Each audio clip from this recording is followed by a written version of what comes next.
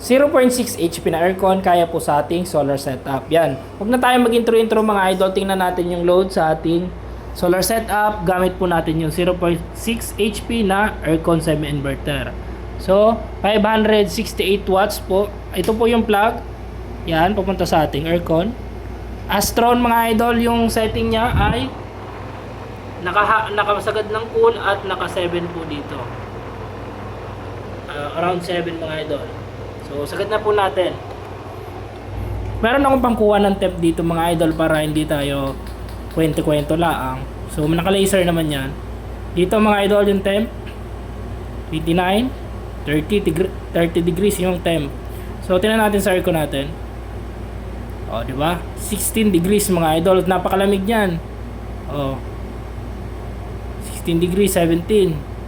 So, goods na goods po yung ating aircon. Malakas po lumamig. Yan. Diba? Hindi tayo puro kwento lang mga idol. Kailangan may data tayo. Oh. Kawit pa natin ng konti. 14. Oh, 13. Diba? 12. 11. Oh, napakalamig mga idol. Yung setting natin, yung setup natin mga idol, meron tayong 24 volts, 100 Ah. So, bali ito po ay dalawang 12 volts, 100 Ah, naka-series lang yan mga idol. Yan po yung ating setup mga idol. Ngayong video, discuss po muna natin yung ating watt meter. So, watt meter mga idol natin, yan. Hindi na po yung kailangang iset, wala ka nang gagalawin. Ilalagay nyo lang yun dyan mga idol, parang breaker, isasabit nyo lang, tapos lalagyan nyo ng supply, gagana na po yung ating watt meter. So, umpisa dito mga idol, sa ating inverter, 24 volts, 8,000 watts. Ito po yung kanyang specs. 24 volts, 20 volts. Ito po yung kanyang 8,000 watts. At may continue siya. Ito pala nakalagay mga idol. Peak, yung kanyang surge, kaya niya hanggang 8,000 watts. At meron tayong 4,000 watts na continuous. Pure sine wave yan mga idol. So balik tayo. Ito po yung kanyang outlet. Outlet. So, isa lang kinuha natin mga idol, naka 10.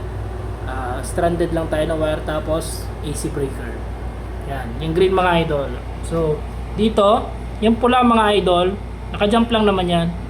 Ito kasi mga idol ay kailangan niya rin ng supply para gumana siya. Kaya meron siya naka-jump yung kulay pula, para meron siyang 220 volts at para gumana siya. So, yun. Napakadali lang naman mga idol. Tapos, kung papansin nyo yung green, yung isa, pumunta na dito sa ating watt meter. Live po ito mga idol, huwag niyong susundutin ito. Delikado ito. Sa akin po hindi ko nilalagyan niya ng takip kasi dinedemo ko yan, okay? So dito, isa pa papunta ng ating outlet at papunta na po sa ating load, which is yung aircon. So yung isa naman mga idol na linya, yan, pupunta yan dito. May butas yan dito mga idol. Tapos lalabas yan dito sa taas. Yung wire na yan mga idol, wala kayong gagawin dyan. Hindi nyo yung babalatan. Po, papalusutin nyo lang yan dyan mga idol. Diretso na papunta sa ating load. So, yun. Napakaganda nito mga idol kasi real time yung watts. Yan, kita ba? Real time yung watts at makikita nyo yung natipid nyo na kuryente. So, bali, kung titingnan nyo yung bill nyo, makikita nyo doon yung ilang kilowatt sa nakonsumo nyo sa isang buwan. So, bali, ito, yung kilowatt na ito mga idol ay yan yung natipid nyo sa solar setup. Kung baga, titingnan nyo doon sa bill nyo kung magkano per kilowatt yung single. Kalimitan mga idol is nasa around 12. So 12 times kung ilan po yung nandito, yun po yung natipid sa setup. So pag kinompute nyo yun mga idol, yun po yung pinaka natipid nyo sa solar setup nyo. Yung natipid nyo sa kuryente na hindi nyo na kailangang bayaran sa Meralco o kahit sa anong utility grid na nagpo-provide sa bahay nyo. So yun. Yun lang naman mga idol. Kung nakatulong, pa-like and share, pa-follow na rin ng aking page. Lalagay ko po yung link ng watt meter. So isama ko na rin mga idol yung ating Jianshin 24 volts, 8,000 watts. Yung ating AC breaker 20 ampere. Meron tayong SSR 100 DA.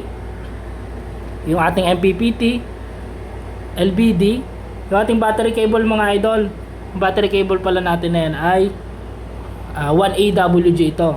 So, medyo mataas yung investment natin mga idol sa battery cable. Battery cable pa lang. So, yung kasama talaga yung mga idol para tayo yung makatipid sa mga future pa.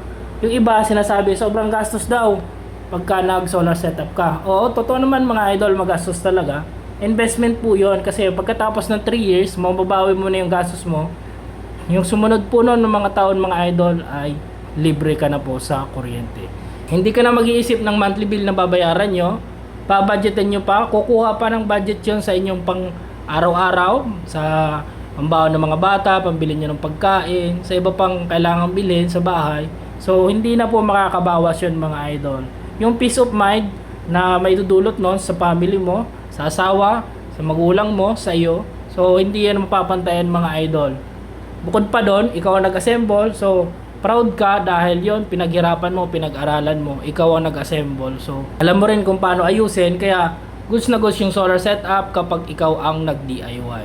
So, yun lang mga idol. Thank you very much.